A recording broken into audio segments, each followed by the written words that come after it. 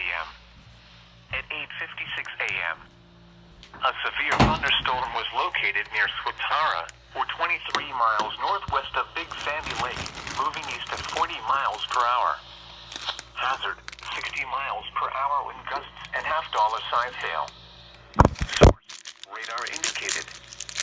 Impact, hail damage to vehicles is expected. Expect wind damage to roofs, siding, and trees.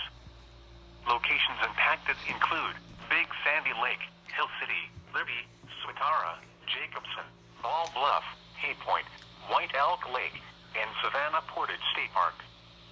For your protection, move to an interior room on the lowest floor of a building. The storm is producing large hail.